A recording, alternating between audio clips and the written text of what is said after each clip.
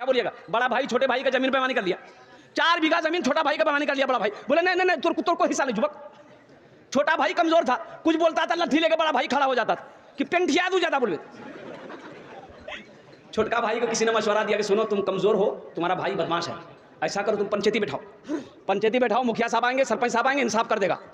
मुखिया साहब आए, सरपंच साहब आया, पूरे गांव वाला बैठा, समझल के सब को देखे बाबू तोर छोटो भेजू, छोटो भे के है जी, बेटा बराबर है जी, इकर 4 बीघा जमीन तेले लेन से दाद है।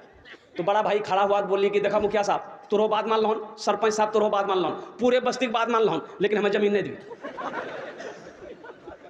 मान के बात मान के अब मुखिया सरपंच भी परेशान हो गया, बोले छोटे भाई को बोला कि बाबू सबर करी ले, सबर करी ले, अल्लाह करो जजा देते।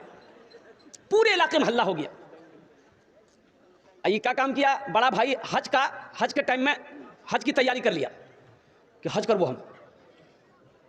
हज की मुकम्मल तैयारी हो गई तो हज में जब जाने लगा तो सोचा कि चले जाते हैं कारी सुलेमान साहब से मिल लेते हैं, मदरसा में जाकर कुंवारी में हजरत कहेंगे हजरत दुआ कर दीजिएगा। कारी सुलेमान साहब सब जानते थे पक्का बेईमान है। तो कारी सुलेमान साहब से मिलने गए तो कारी सुलेमान साहब ने कहा कि कहाँ जी सारे? बोले अल्लाह तुरा पता नहीं जान हम हजम जाइए। तो कारी सुलेमान साहब ने कहा कि पीछे का सारा मामला खत्म किया।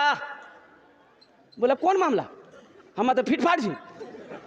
तो हजरत ने कहा कि वो जो अपने भाई का 4 बीघा बेईमानी किया है वो जमीन लौटाए। तो बोला कि लो इसी को माफ कराने तो हम जा रहे हैं हज करने के लिए। माफ होगा? अरे भाई बोलो वो माफ होगा? हजरत ने जवाब दिया नादान, अरे तू एक हज की बात करता है, हजारों हज कर लेगा। कसम खुदा की अल्लाह तेरे हज को उस वक्त तक कबूल नहीं करेगा जब तक बेईमानी की भी जमीन अपने भाई को तू वापस नहीं कर दे।